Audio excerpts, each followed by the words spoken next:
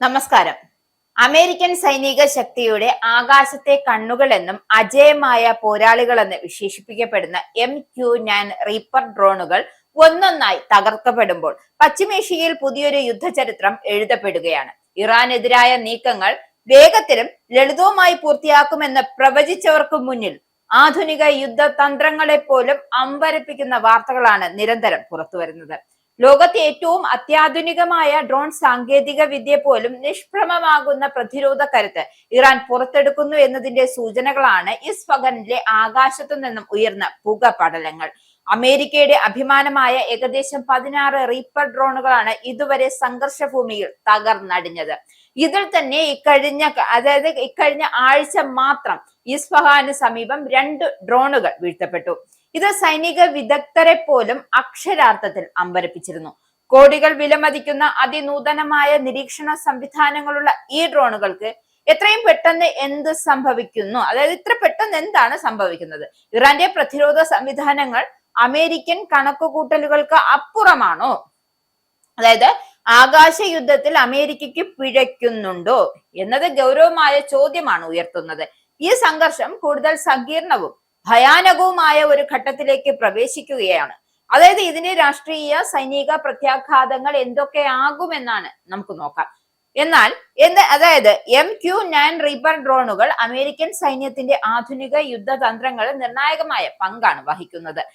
ശത്രുവിന്റെ നീക്കങ്ങളെ നിരീക്ഷിക്കുവാനും ലക്ഷ്യങ്ങളെ കൃത്യമായി തിരിച്ചറിയാനും ആവശ്യമുള്ളപ്പോൾ കൃത്യമായ ആക്രമണങ്ങൾ നടത്തുവാനും ഇതിന് സാധിക്കും. ദീർഘനേരം വായുവിൽ തുടരാനുള്ള കഴിവും രഹസ്യാന്വേഷണ ശേഖരണവും നിരീക്ഷണം, ആക്രമണം എന്നിവയെല്ലാം ഒരുമിച്ച് നിർവഹിക്കാൻ ഇവയെ ഒരു പ്രധാന ആയുധമാക്കുന്നു. എന്നാൽ ഈ ശക്തമായ സാങ്കേതിക വിദ്യകൾ പോലും ആവർത്തിച്ച് വീഴ്ത്തപ്പെടുന്നത് യുദ്ധത്തിന്റെ സ്വഭാവത്തെ വലിയ മാറ്റങ്ങൾ സംഭവിക്കുന്നു എന്നതിന്റെ വ്യക്തമായ സൂചന കൂടിയാണ്. ഓരോ MQ-9 റീപ്പറിനും ഏകദേശം ഒന്നും രണ്ടുമല്ല $300 മില്യൺ ചിലവാകുമെന്നാണ് നിലവിലെ കണക്കുകൾ സൂചിപ്പിക്കുന്നത്. ഇതിൽ നഷ്ടപ്പെട്ട ഡ്രോണുകളുടെ ആകെ മൂല്യം കണക്കാക്കുമ്പോൾ ഏകദേശം $500 മില്യൺ. ഈ $500 മില്യൺ എന്ന് പറയുന്നത് 4100 കോടി വരെ എത്തുന്നുണ്ട്. ഇത് ഒരു സാധാരണ സൈനിക നഷ്ടം മാത്രമായി നമുക്ക് കണക്കാൻ സാധിക്കില്ല. മറിച്ച് യുദ്ധത്തിന്റെ സാമ്പത്തിക ഭാരം എത്രത്തോളം ഉയർന്നുകൊണ്ടിരിക്കുന്നു എന്നതിന്റെ വ്യക്തമായ ഒരു തെളിവ് കൂടിയാണ്. മനുഷ്യജീവിതത്തെ അപകടത്തിലാക്കാതെ യുദ്ധം നടത്താനുള്ള മാർഗമായി കണക്കാക്കപ്പെടുന്ന ഡ്രോണുകൾ പോലും ഉയർന്ന തീവ്രതയുള്ള സംഘർഷങ്ങളിൽ വേഗത്തിൽ നഷ്ടപ്പെടുന്നു എന്നതാണ് നിലവിലെ സാഹചര്യം. നിലവിലെ സത്യാവസ്ഥയും അതുതന്നെയാണ്. ഇറാന്റെ വ്യോമ പ്രതിരോധ സംവിധാനങ്ങളും ഇലക്ട്രോണിക് യുദ്ധശേഷികളും എന്തായിരിക്കും? യുദ്ധം മനുഷ്യജീവിതത്തെ അപകടത്തിലാക്കുകയും യുദ്ധം നടത്താനുള്ള മാർഗമായി കണക്കാക്കപ്പെടുകയും ചെയ്യുന്നു. ഡ്രോണുകൾ പോലെ ഉയർന്ന തീവ്രതകൾ ഈ സംഘർഷങ്ങളിൽ വേഗത്തിൽ നഷ്ടപ്പെടുന്നു എന്നതാണ് ഇപ്പോഴത്തെ നിലനിൽക്കുന്ന സത്യവും. ഇറാന്റെ വ്യോമ പ്രതിരോധ സംവിധാനങ്ങളും ഇലക്ട്രോണിക് യുദ്ധശേഷികളും ഈ നഷ്ടങ്ങൾ ഈ യുദ്ധത്തിൽ ഉണ്ടാകുന്ന ഈ നഷ്ടങ്ങളെ പ്രധാന കാരണമാകാം എന്ന് കുറെ വിലയിരുത്തലുകൾ പുറത്തു വന്നിട്ടുണ്ട്. പ്രത്യേകിച്ച് ഇസ്ഫഹാൻ പോലുള്ള അതിസംരക്ഷിതമായ സൈനിക മേഖലകളിൽ അമേരിക്കൻ ഡ്രോണുകൾ പ്രവർത്തിക്കുന്നത് കൂടുതൽ അപകടകരമാണ്. GPS ജാമിംഗ്, മിസൈൽ പ്രതിരോധം, ഇലക്ട്രോണിക് ഇടപാടുകൾ എന്നിവയുടെ കൂട്ടായ്മയും ആകാശത്ത് തന്നെ ഒരു കടുത്ത പോരാട്ട മേഖലയായാണ് മാറ്റിയിരിക്കുന്നത്. ഈ നഷ്ടങ്ങൾ വെറും ഒരു സൈനിക പരാജയത്തിന്റെ സൂചന മാത്രമല്ല, മറിച്ച് അമേരിക്കയുടെ യുദ്ധതന്ത്രങ്ങൾ വീണ്ടും വിലയിരുത്തേണ്ട സാഹചര്യം സൃഷ്ടിക്കുന്നതാണ്.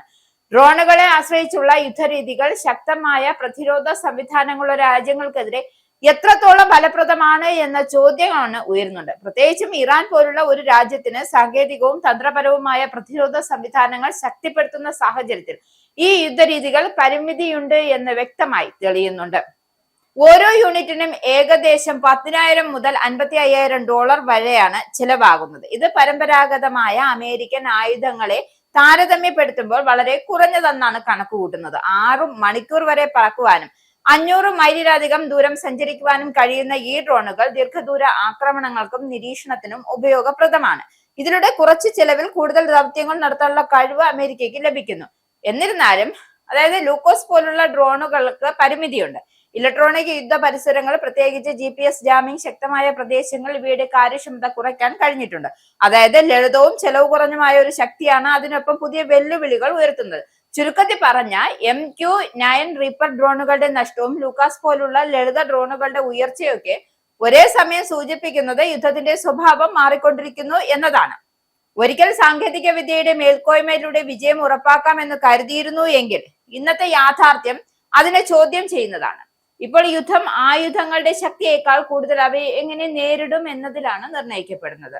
ഏതായാലും ദിവസവും അതായത് നാൾക്കോനാൾ കൊടുമ്പിരി കൊണ്ടിരിക്കുന്ന ഈ പശ്ചിമേഷ്യൻ സംഘർഷം എവിടെ എത്തുമെന്നത് നമുക്ക് കാത്തിരുന്ന് തന്നെ കാണാം.